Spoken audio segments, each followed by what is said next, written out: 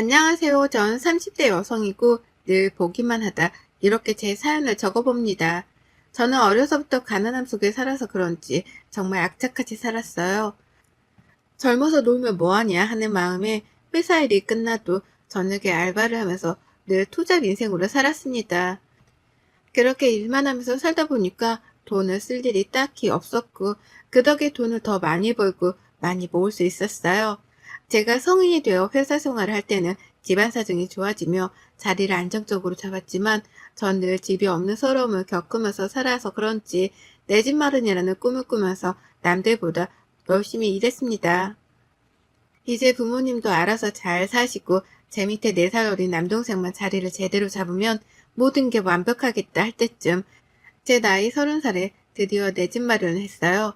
작은 돈을 무작정 모으기만 한 건 아니었고 재테크 공부도 하면서 작은 돈으로 어떻게 하면 더 많은 돈으로 불리면서 모을 수 있을까 그렇게 생각을 했죠.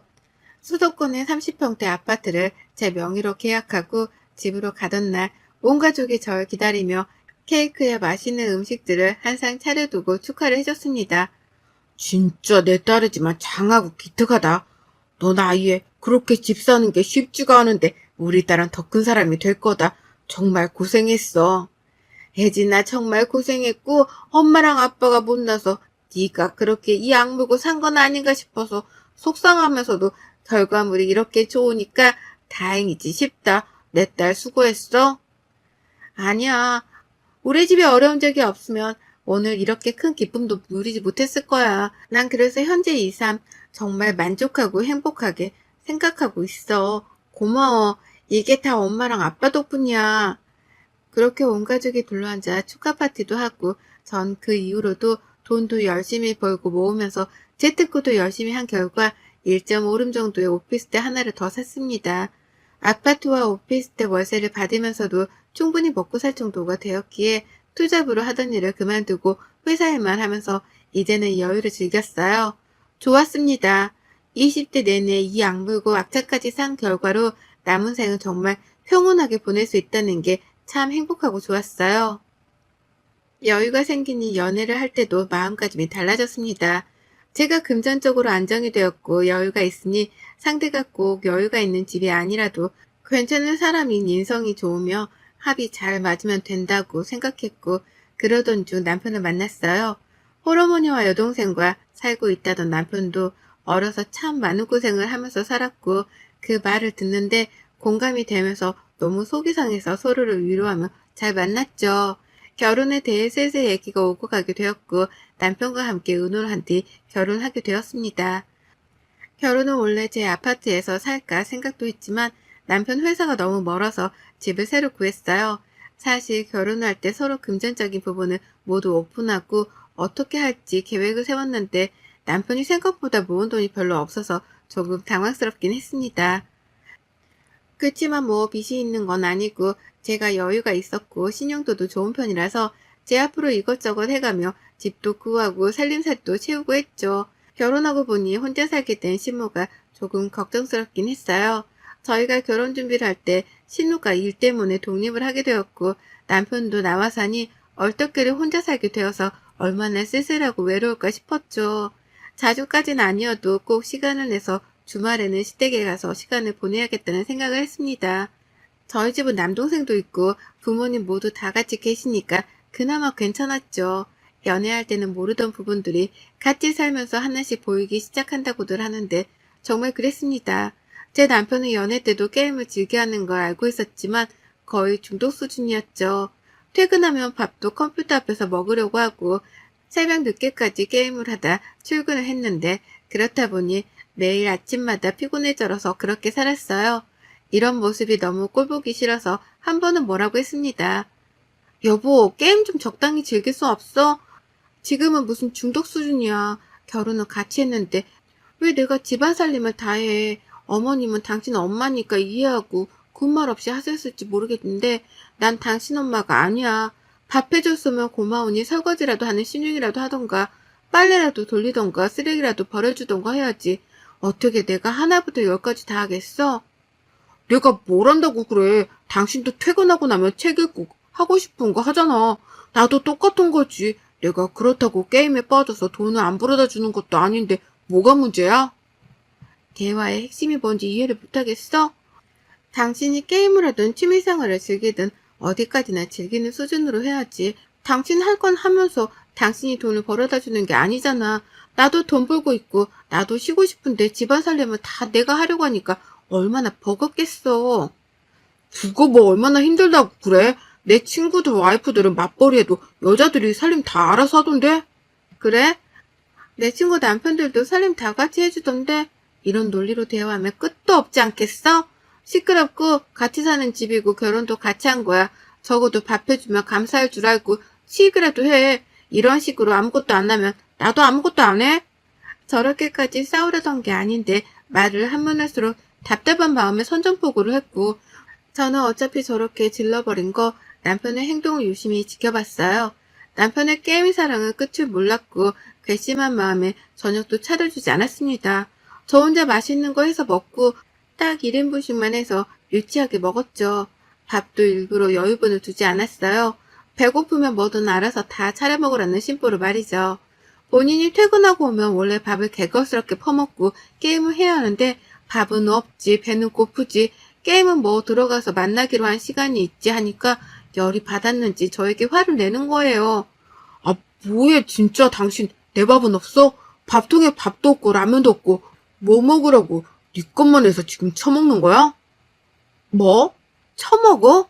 그래, 내 거만 해서 처먹는데 왜 문제 있니? 너도 배고프면 네 거 해서 처먹어. 손이 없니, 발이 없니? 스트레스 받으니까 말 걸지 마. 그러자 남편은 방문도 일부러 쿵 세게 닫고 혼잣말로 중얼중얼 거리면서 욕도 하는 게 들렸어요. 솔직히 저런 모습을 처음 본 거라서 너무 충격받았고 기껏 밥을 해놓고 목에 넘어가지도 않아서 다 버린 후 방에 들어와서 쉬며 생각이 많아졌습니다. 제가 생각한 결혼 생활이라는 게 절대 이런 게 아닌데 저 사람 곁에서 더 행복해지려고 결혼했던 건데 왜 이렇게 불행해지고 있는 건지 싶었죠. 그 이후 남편과는 냉전의 시간을 가졌고 본인이 아쉬운 입장이니 마지못해 집에 와서 한 시간은 청소도 하고 쓰레기도 버리고 빨래도 개면서 집안일을 하더라고요. 아무 말 없이 하길래 저도 아무 말 없이 그때부터 저녁을 차려줬고 먹고 씻고 또 컴퓨터 앞에 앉아서 게임을 했지만 신경 쓰지 않았습니다. 본인이 할 일을 모두 다 마치고 게임을 하는 거고 새벽까지 해서 피곤하든 뭐든 그건 본인이 선택한 문제이니 제가 간섭할 부분이 아니었죠. 그러던 중 어느 날은 남편이 저보다 먼저 퇴근을 하고 와서는 스테이크에 파스타에 케이크까지 한 상을 차려둔 거예요. 정말 너무 깜짝 놀라서 어리둥절했고 꽃다발까지 줬습니다. 뭐야, 이게 다? 아니, 내가 당신이랑 싸운 동안 생각을 해봤는데 고작 게임 때문에 당신한테 너무 막말하고 상처 준 것 같아서 후회되고 창피하고 그러네. 미안해. 앞으로는 당신처럼 완벽하지 못해도 집안일도 같이 하도록 노력하고 그럴게. 그래, 고마워. 그래서 이걸 다 준비한 거야? 나 요리 못하잖아. 그래서 사실 다 배달로 시키긴 했는데 그래도 옮겨 담으니까 감쪽같이. 그렇게 기분 좋게 남편이랑 저녁을 먹었고 본인도 얼마나 미안하고 후회스러웠으면 이렇게 작은 이벤트를 해줄 생각을 했을까 싶었어요. 그날은 분위기 좋게 하루를 보냈고 바로 다음날 충격적인 말을 들었습니다. 혼자 살던 시모가 지인에게 사기를 당해서 자가였던 그 집이 홀랑 넘어가게 생긴 상황인데 이걸 남편에게 끝까지 숨기다가 빚도축 때문에 도저히 못 견디고 연락을 한 모양이더라고요. 한마디로 사기당해서 알거지가 된 시모가 갈 곳이 없어져 저희 집으로 모시고 와야 하는 상황인데 저랑 싸운 상태고 사이가 좋지 않으니 눈치가 보였겠죠. 여보, 지금 우리 집에 발칵 뒤집혀서 진짜 어떻게 해야 할지 모르겠는데 내가 알아보니까 우선은 집 경매로 넘어갔고 엄마 모시고 나와야 해. 그렇게라도 해야 어느 정도 정리가 되더라고. 그리고 내가 대출받아서 2천 정도만 막으면 괜찮은 상황이거든. 솔직히 당신도 알겠지만 어머님이랑 같이 사는 건 불편하고 걱정돼. 지금 당신도 이제 막 집안일 하기 시작했는데 어머님 계시면 분명 또 나태해질 거고 어머님도 안 하실 거고 오로지 내 몫인데 나 그거 감당할 자신도 없어. 차라리 작은 집이라도 구해드리고 당신이 월세 부담하던가 해. 난 더 이상 당신한테 실망하고 싶지도 않고 더 실망할 것도 없어. 여기서 더 실망하면 그땐 우리 관계까지 위태로울 것 같거든. 내가 이 관계를 지킬 수 있는 최선이니까 그건 어려울 것 같아. 월세 부담하는 걸 차라리 내가 도와줄 테니까 반반씩 내. 엄마 혼자 어떻게 작은 집에 살라고 해. 당신이 내 입장이 되어봐. 지금 저런 상황에 땡전 한 푼도 없이 다 무너졌을 텐데. 원룸 하나 구해주고 여기서 사세요. 이게 되겠냐고. 누가 원룸이래. 투룸 정도 구하면 되잖아. 혼자 사시는데 투룸이면 괜찮지. 그리고 월세 부담도 같이 해준다는데 왜 무조건 집으로 모시려고 해. 그건 멀리 봐서도 너무 힘들어. 당신이야 상관없겠지만 내 입장을 생각해봐. 지금 너무 이기적이야, 당신. 그래, 좋아. 결국 내가 똑바로 행동하지 못하고 당신을 너무 실망시켜서 이런 일이 생긴 거니까 각서를 쓰자. 변호사 사무실 가서 확실하게 공증도 받고 어떤 조항을 넣어야 하는지도 물어봐서 법 효력이 있도록 그렇게 쓰자. 내가 가사 일에 똑바로 돕지 않으면 어떻게 할 건지 등등 다 쓰자. 진짜 미안한데 여보, 딱 1년만 눈 감아줘. 1년 뒤면 승아도 다시 엄마랑 합칠 수 있으니까 그때까지 나도 돈 좀 더 모으고 그렇게 엄마랑 따로 살 수 있게 준비 좀 하게. 남편의 말을 듣고 너무 싫었지만 어쩌겠어요. 제가 더 완강하게 싫다고 할 수도 없었고 남편 말대로 각서를 작성했습니다. 법의 효력이 발생할 수 있도록 조항을 그대로 넣어서 단어 하나하나까지 꼼꼼하게 말이죠. 이 각서의 내용은 가사일을 돕지 아니할 시, 혼인 파탄의 사유가 발생할 시 등의 내용을 세세하게 다 예시까지 적었고 그렇게 될 경우 집부터 가구까지 모두 다 제 재산이며 애초에 이혼할 경우 재산을 모두 포기한다는 내용으로 작성했어요. 이혼을 하고 싶다고 생각한 적은 있지만 이혼할 생각까지는 아니었죠. 그래도 사람 일은 모르는 거고 본인 입으로 저렇게 말했으니 작성을 안 할 이유는 없다고 생각을 해서 그렇게 적었습니다. 그 후 원치 않았지만 시몬은 집에 들어왔고 정말 다 팔고 버리고 옷만 가지고 왔어요. 시몬은 한 일주일은 제 눈치를 보는 듯 했죠. 뭔가 제가 있을 때는 소파에도 편안히 안 계셨고 그래서 제가 다 불편했는데 딱 일주일 저렇게 눈치를 보며 행동을 조심조심 하더니만 남편과 시모가 짝이라도 한 듯 어느 날부터인가 행동이 달라졌어요. 본인이 집에 있으면 밥이라도 한번 해줄 법도 한데 제가 와서 차릴 때까지 배고프다고 노래만 부르고 TV 앞에서 떠나질 않을 채 저를 기다렸죠. 밥을 급하게 차려서 먹이면 남편은 컴퓨터, 시모는 TV 앞으로 가버렸고 저 혼자 또 치우고 청소하는 삶이 시작되었습니다. 먹은 걸 치우지도 않고 본인들 입에 묻은 음식들도 닦지도 않고 정말 더럽고 짜증이 났어요. 뭘 또 그렇게 질질 흘리면서 먹는지 국물이며 반찬이며 둘이 밥 먹고 일어선 자리는 보면 인상이 확 찌푸려질 정도로 더러웠습니다. 위생기능도 없고 그냥 양심도 없는 저들 때문에 폭발할 것 같았지만 그래도 시모인데 참자 했던 것 같아요. 시모는 제게 뻔뻔하게 참 이것저것 잘 시켰습니다. 예, 너는 할 줄 아는 요리가 정해져 있는 게냐? 매번 어쩜 똑같은 밥만 주는 것 같다. 지겹다, 지겨워. 내일은 밥하지 말고 찜닭이나 시켜 먹자. 먹고 싶으니까. 그리고 내 방 공기가 너무 건조한 것 같으니까 가습기도 하나 좀 사줘라. 안고 자는 긴 베개 그것도 하나 좀 사주고 쿠팡으로 시켜 내일 바로 오게. 아, 어머님 근데 음식도 잘하시는데 좀 해주시면 안 되나요? 제가 혼자서 어머님 아침 점심까지 신경 쓰는 게 보통 일이 아니어서요. 저보다 더 맛있게 하시고 메뉴도 다양하시니까 어머님은 밥 좀 해주시면 안 될까요? 안 돼. 며느리가 있는데 내가 왜 왔니? 나라고 뭐 좋아서 했겠어? 내가 니들 밥 해먹을 거면 식당에 나가서 일을 하고 돈을 받지. 시모는 저런 식이었어요. 제가 대놓고 하라고 해도 싫어로 일관했고 본인이 필요한 건 바로바로 말을 했고 저더러 사라고 명령을 내렸죠. 남편에게 말을 하고 싶었는데 제가 남편이 게임하는 방에 가려고만 해도 귀신같이 시모가 얘 냅두라고 할 말 있으면 내 앞에서 하라며 완전 얘기할 시간을 주질 않아서 뭘 어떻게 할 수도 없었어요. 저만 답답해 죽던 중 친동생이랑 오랜만에 통화를 하는데 제가 울어버린 거죠. 너무 서럽고 힘들어서 동생은 이런 제 상황을 듣고는 불같이 화를 내며 말했어요. 누나가 왜 그러고 살아? 뭐가 모자르다고. 당장 이혼해. 매형 그렇게 안 봤는데 진짜 본인 엄마까지 모시고 와서 뭐 하는 거야?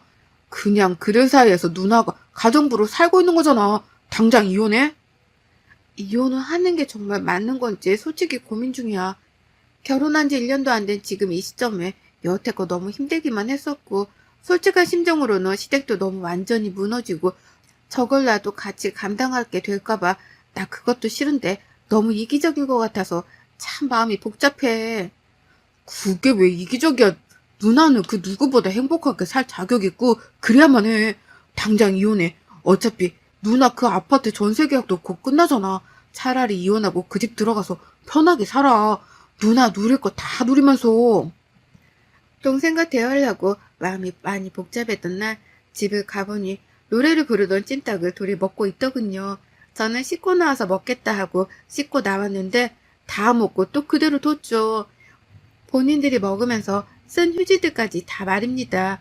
찜닭을 열어보니 먹고 남은 반찬들을 다 부어뒀길래 물어봤어요. 이거 너무 많이 남았는데 저 먹고 치우시지 왜 버리셨어요? 저도 저녁 안 먹었는데. 너 먹으라고 둔 거잖냐? 너 씻고 먹는다고 해서. 네? 저걸 지금 저 먹으라고 뒀다고요? 반찬 다 부어두시고? 아니 어차피 먹을 거니까 편하게 먹으라고 둔 건데 뭐가 또 불만이니? 너는 가만 보면 내가 뭐 하기만 하면 난리를 치더라. 우리 집은 늘 이렇게 먹었어. 저는 저를 괴롭히고 싶어서 저렇게 둔 줄 알았더니 진짜 진지하게 어차피 먹을 거라면서 저렇게 두신 게 맞았습니다.